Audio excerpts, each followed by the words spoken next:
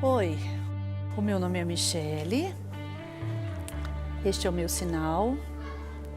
Eu já nasci surda. Eu me formei na faculdade de RH aqui em São Paulo. É com a história da Michele que começamos o programa Educação de hoje. E o nosso convite é para que possamos nos colocar no lugar dela. Não falo de simplesmente ler as legendas que passam aqui embaixo. Também não falo de só olhar para a tradução aqui ao lado. Se colocar no lugar do surdo é enxergar como ele enxerga. Vamos trocar de lugar? Hoje vamos falar de inclusão na educação. Vamos lembrar o passado, contar o presente e pensar no futuro. Fica com a gente, o Educação na TV está começando.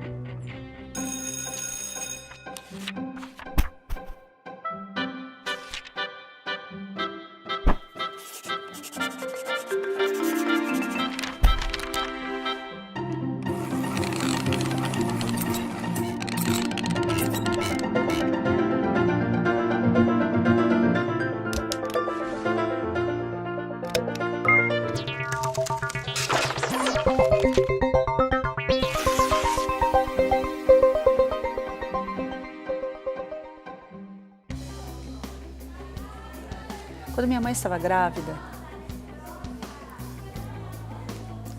ela subiu muito rápido algumas escadas depois do trabalho dela e não se sentiu bem, não conseguia chamar ninguém porque as pessoas estavam dormindo.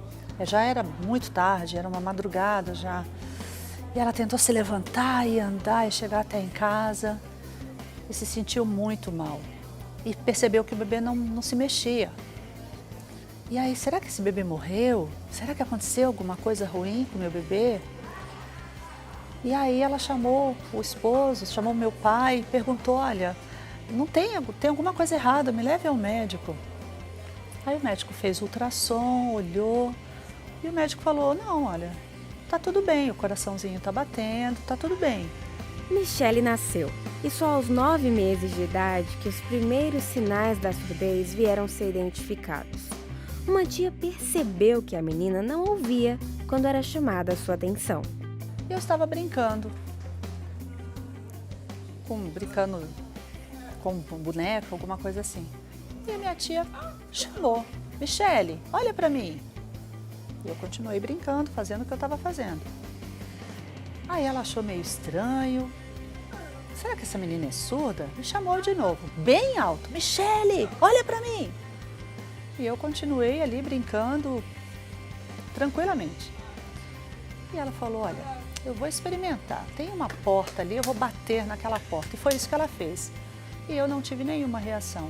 Continuei brincando, fazendo o que eu estava fazendo.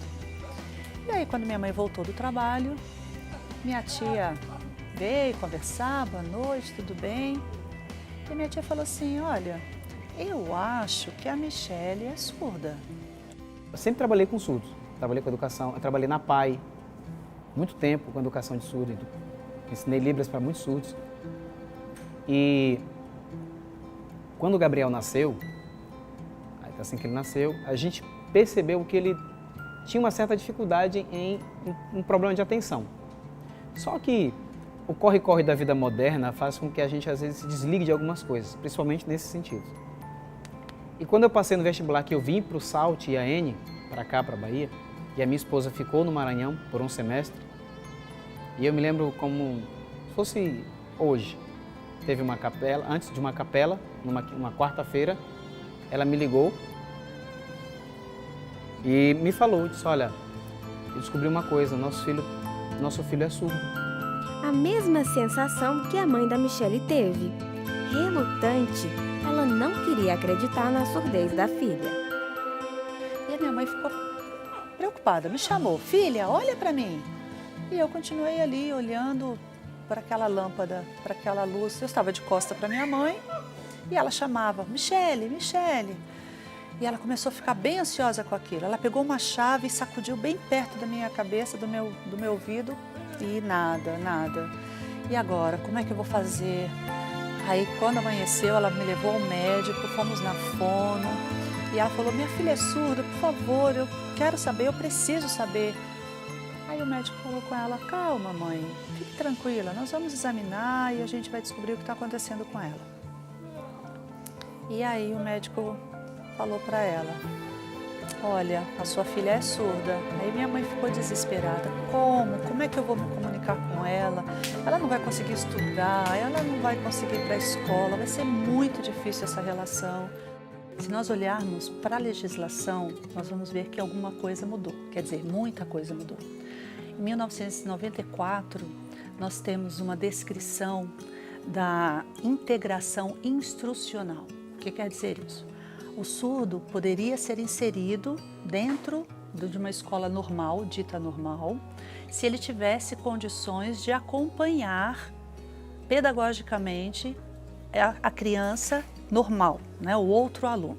Não só o surdo, mas qualquer deficiente. Ele poderia ser inserido na escola desde que ele tivesse condições de acompanhar pedagogicamente e ter desenvolvimento. Em 2006, foi criada a Lei Brasileira de Inclusão da Pessoa com Deficiência.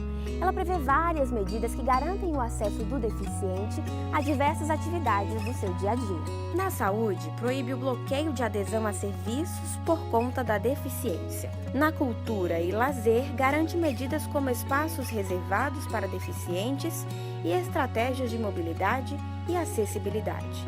No mercado de trabalho, inclui vagas obrigatórias para deficientes. E na educação, garante o serviço público de ensino básico e sistema de cotas para o ensino superior. Quando a gente vê a legislação, ela realmente mudou, e mudou para muito, muito melhor. Mas quando você avalia a parte educacional da criança surda, que é o nosso foco, ele não mudou muito. Por quê?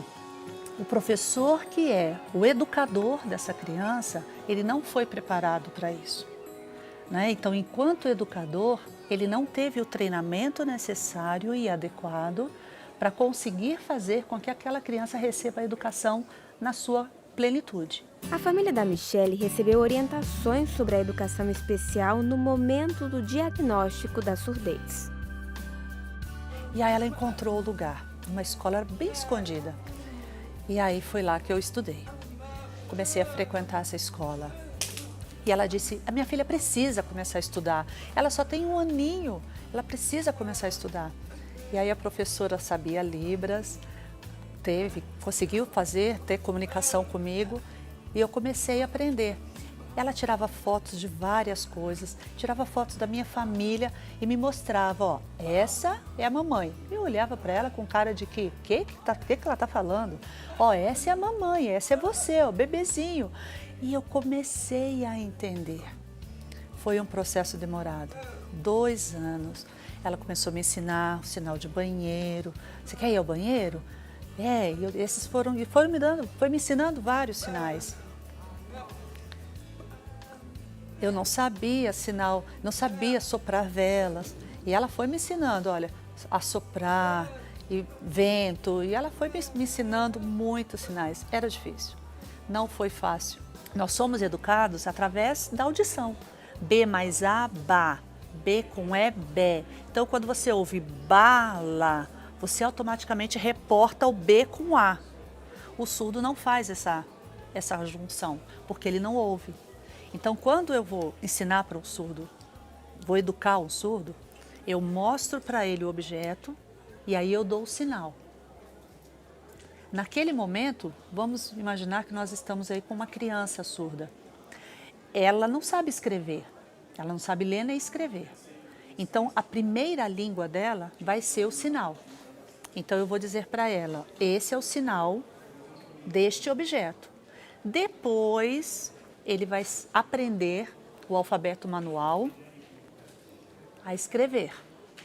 Depois ele vai aprender a grafia, o português, né, desta palavra, deste sinal.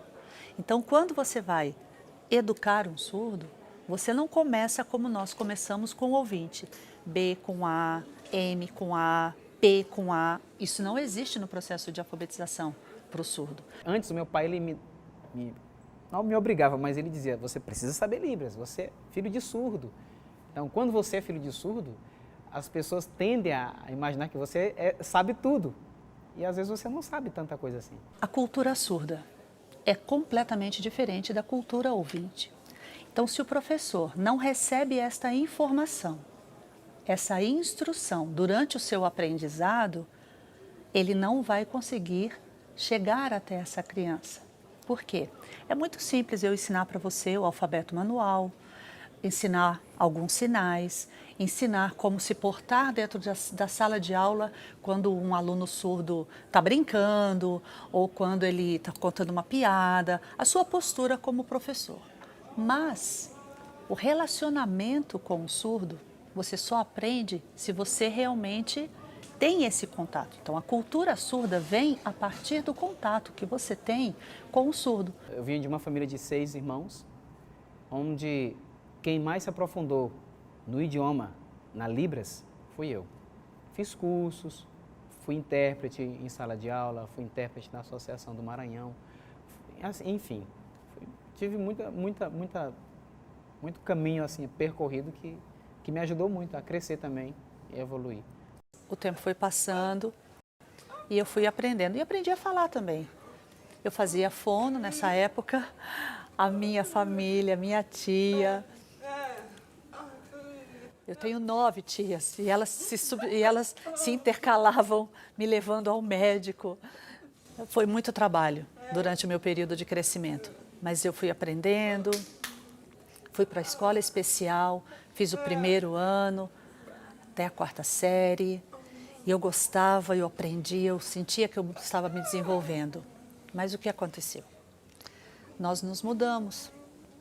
Mudou a situação da escola. A inclusão apareceu e eu não me acostumei com a inclusão. Parece que o meu conhecimento ficou aquém do que eu poderia ter crescido. Muito difícil, a comunicação, os professores falavam rápido, nós não tínhamos um grupo exclusivo de surdos, porque quando a gente estava com só os surdos, a gente trocava informação e a gente conversava, mas naquela escola eu me sentia triste, os outros alunos riam de mim, faziam piada comigo, eu tinha vergonha se eu precisasse falar, pronunciar alguma palavra e eu acabei me calando. Existe uma coisa chamada bloqueio de comunicação. Se eu falo, nós estamos conversando, você é um surdo oralizado e nós estamos conversando e eu tenho essa mania. Acabou a comunicação. A partir do momento que qualquer coisa faça uma confusão, né, ou faça uma não visualização direta nos meus lábios, esse surdo oralizado não vai conseguir ter a comunicação. Às vezes, mascando chiclete, o professor que tem um bigode muito grande, ele tem um movimento diferenciado, a pessoa que tem a língua presa, pessoas que costumam falar com o lápis na boca ou com alguma coisa que atrapalhe, isso tudo é um bloqueio de comunicação. Ele nunca teve dificuldade em relacionar-se, mas com relação à cognição, na área pedagógica, ele sempre teve uma dificuldade. Ele sempre teve déficit de atenção. A gente percebia, a início, eu achei que ele tinha hiperatividade. Tentei, busquei, mas não foi diagnosticado, ainda bem. Tenta imaginar a cena. Essa criança saiu de casa, foi trazida pela sua mãe e colocada numa sala de aula. Ela não sabe que ambiente é aquele. Então, na cabeça dela, ela saiu de um lugar protegido, onde ela confiava e conhecia as pessoas, o pai, a mãe, os irmãos. Então, ela conhecia aquele grupo de pessoas e ela foi tirada dali. E ela foi colocada num ambiente totalmente desconhecido. E aí ela fica sentada. Imagina a cabeça dessa criança, totalmente assustada. E aí o professor, na melhor das intenções, vem pegar essa criança. Com certeza a reação não vai ser das melhores. Né? A gente já teve experiência de professores que mencionaram isso para nós, que a criança mordeu, que a criança chutou, que a criança correu, né? Tentou se esconder. Por quê? Ela não sabe quem é o professor. E aí, o professor esqueceu que eu era surdo na sala de aula. A professora começou a escrever no quadro de costas e dando as informações. E eu dizia, professora, eu sou surda. Ela disse, ai, desculpa, peraí, ó, deixa eu terminar aqui. E eles esqueciam. E eu perdi muito conhecimento. As provas, por exemplo, né, era tão rápido que às vezes eu tinha que olhar para ver o que o colega estava escrevendo para eu tentar acompanhar. Foi muito difícil, o meu conhecimento ficou muito a desejar. Nós ouvintes, quando escrevemos, na nossa gramática, nós conceituamos SVO, sujeito, verbo e objeto. As nossas frases são constituídas assim. Quando você vai para Libras, ela é invertida. E aí, quando ele lê um texto, muitas vezes ele não entende aquele texto, por conta da configuração gramatical mesmo. E aí a gente pensa e entende que o surdo aprende primeiro vendo o objeto. Ele não aprende primeiro o verbo ou o sujeito, ele aprende o objeto primeiro.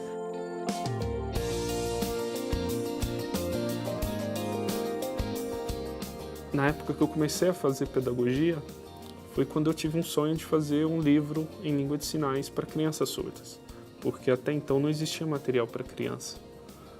A gente nunca, não via, há muitos livros falando sobre língua de sinais, sobre surdez, sobre um indivíduo surdo, mas nada que uma criança surda ou um adulto pudesse pegar um livro e ler na língua dele. Nós não temos hoje um grande número de materiais em língua de sinais, né? Ou minimamente de uma forma que a pessoa surda possa ter acesso. Então todos os livros são em português. Então se você pegar um curso, mesmo um curso de pedagogia, onde existe um grande número de livros a ser lidos durante o curso, muitas vezes esse surdo vai ter dificuldade de entender, porque os livros foram feitos para ouvintes. A primeira prensa a ser feita foi por Gutenberg, e o primeiro livro a ser impresso foi a Bíblia. Neste momento eu não tive outra dúvida que o primeiro livro que eu fosse criar seria a Bíblia. Só que eu pensei, a Bíblia é muito grande, né? Então eu pensei, bom, se o primeiro livro foi a Bíblia, então eu vou fazer o primeiro livro da Bíblia, que é a criação, que se trata da criação. Então eu decidi em fazer Gênesis 1, que é a história da criação, né, como Deus criou o mundo em língua de sinais. Criando o projeto gráfico, estudando cada vez mais, me aprofundando tanto na questão de cores e na questão da arquitetura de um livro, para poder construir. Né? Tive a participação também de um surdo, foi fundamental esse surdo, que é o Eduardo Rocha, que cuidou da parte da língua de sinais. Então ele corrigia, eu fazia os sinais, desenhava, mostrava para ele, então ele ali dava uma olhada e analisava se a construção da língua de sinais dentro da leitura, né, do surdo estava correta.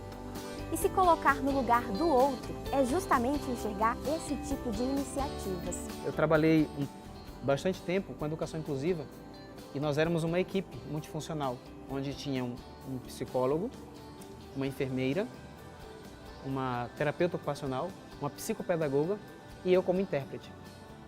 Então, dentro de um município, nós conseguimos, assim, alavancar muitas coisas e também quebrar muitos paradigmas. Então, quando nós temos professores surdos que dominam língua de sinais, que são os professores de ouvintes, né, no caso aí das professoras da classe de pedagogia, dos profissionais que fazem letras libras, dos fonoaudiólogos, inclusive, se esse grupo de pessoas tem contato com um professor surdo ou com pessoas que são usuárias da língua de sinal e da convivência com o surdo, eles vão adquirir não só a gramática, mas a cultura. A forma como você vai lidar, a forma como você vai tratar, a forma como você vai se relacionar com o surdo.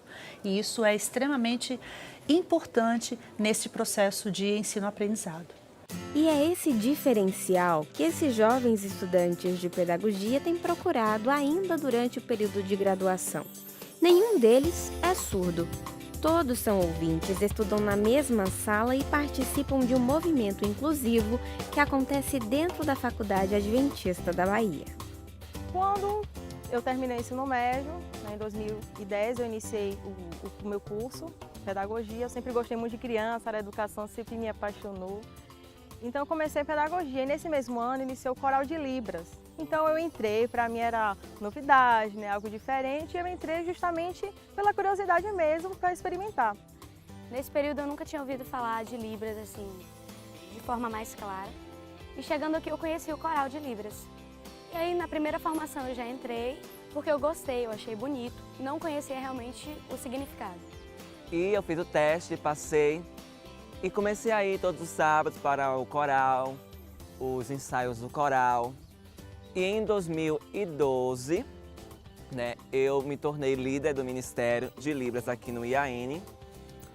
E para mim é muito importante, né, saber sobre Libras, porque estamos lá num contexto de Libras, estamos, de certa forma, sentimos importantes para os surdos por aprender a linguagem de Libras, por ajudá-los nas interpretações do culto.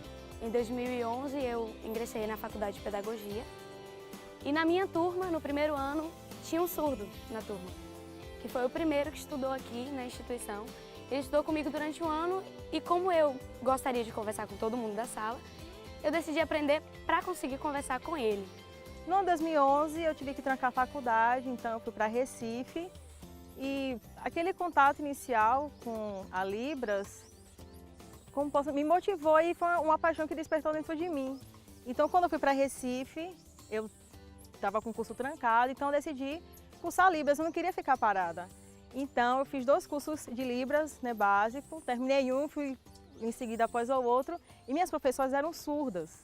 Então eu comecei a ter contato maior e assim, quando você aprende Libras sem contato com o surdo, é diferente porque você fica ali só na teoria.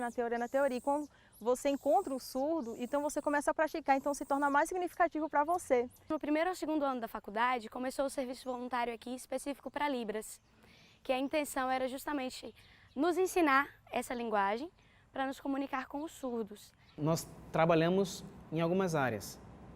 Nós temos um coral de Libras, não para ensinar Libras, mas como uma forma de vincular o idioma, para que a pessoa tenha um pouco de atenção e desperte a curiosidade. Quando a pessoa é despertada por essa curiosidade, ela vem para o Serviço Voluntário Adventista num projeto chamado Comunique Mais. É um projeto do qual nós somos pioneiros aqui na Faculdade Adventista da Bahia. E nós já temos aí 3 anos, e são 3 anos de muitas vitórias.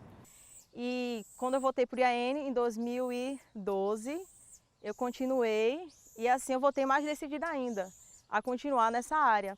Os surdos de Salvador virem aqui ao IAN, eles têm uma classe específica, onde a gente prepara toda a programação durante toda a semana, para que assim possamos estudar e aprender também tanto a linguagem de Libras, como também inseri-los numa sala específica para eles. Ele sente-se acolhido, sente-se num meio cristocêntrico, ele sente-se em paz, apesar de muitos não serem adventistas. E nosso foco é esse. É como tem um lema, né? Um intérprete ganhando um intérprete, um surdo ganhando um surdo, e um universitário ganhando outro universitário para trazer para o Comunique Mais. Na verdade, a gente pensa só nos ouvintes e os surdos ficam bem de escanteio. E eu percebi que é um público que precisa de atenção. E aí ele conseguiu desenvolver a fala, porque nós sempre falávamos de frente para ele. E a fono, quando disse assim, não sei como foi que esse menino aprendeu a falar.